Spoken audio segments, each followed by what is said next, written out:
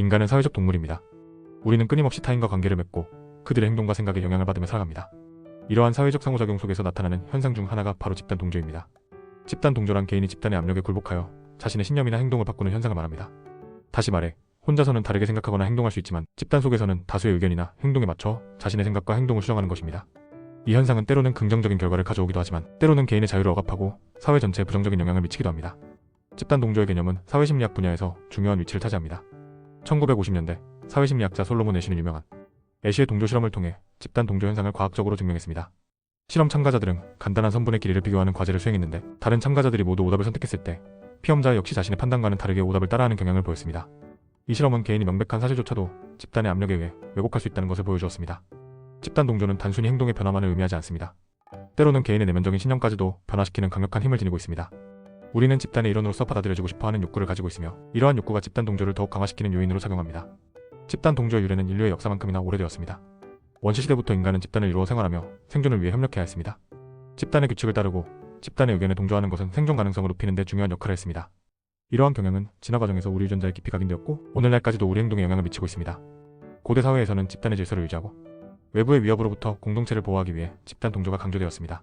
종교의식이나 전통적인 관습은 집단 구성원들의 일체감을 높이고 공동의 목표를 향해 나아가도록 하는 역할을 했습니다.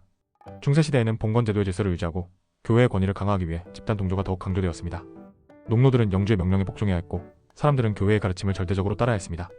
이러한 사회적 분위기 속에서 개인의 자유로운 사고와 행동은 억압받았습니다. 집단 동조는 우리 일상생활에서도 다양한 형태로 나타납니다. 유행하는 옷을 따라 입거나 인기 있는 음식을 먹어보는 것 역시 집단 동조의 한 예입니다. 친구들이 모두 특정 정치인을 지지할 때 자신도 모르게 그들을 따라 지지하게 되는 경우도 있습니다. 온라인 커뮤니티나 SNS에서도 집단 동조 현상은 쉽게 찾아볼 수 있습니다. 특정 이슈에 대해 다수의 사람들이 특정 의견을 표명할 때 소수의 사람들은 자신의 의견을 숨기거나 다수의 의견에 동조하는 경향을 보입니다. 심지어는 잘못된 정보나 음모론이 온라인상에서 확산될 때 집단 동조 현상이 이를 더욱 부추기는 역할을 하기도 합니다. 기업의 의사결정 과정에서도 집단 동조는 중요한 영향을 미칩니다. 팀원들이 모두 특정 아이디어를 지지할 때 반대 의견을 가진 사람은 자신의 의견을 제시하기 어려워합니다. 이러한 현상은 집단 사고로 이어져 잘못된 의사결정을 내릴 가능성을 높입니다.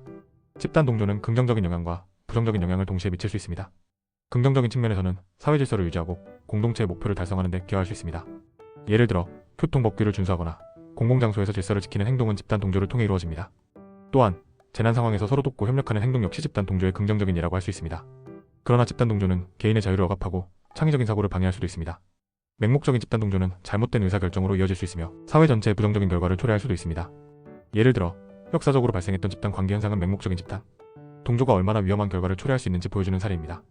또한 권위주의적인 사회에서는 집단 동조가 비판적인 사고를 억압하고 사회의 발전에 저해하는 요인으로 작용하기도 합니다. 집단 동조의 부정적인 영향을 줄이기 위해서는 개인의 비판적 사고 능력을 키우는 것이 중요합니다. 자신의 생각과 다른 의견을 존중하고 다양한 관점에서 문제를 바라보는 연습을 해야 합니다. 또한 집단의 압력에 굴복하지 않고 자신의 의견을 당당하게 표현할 수 있는 용기를 가져야 합니다. 사회적으로는 다양한 의견이 자유롭게 표출될 수 있는 분위기를 조성해야 합니다. 소수의 의견을 무시하거나 억압하지 않고 건설적인 토론을 통해 합리적인 결론을 도출해야 합니다.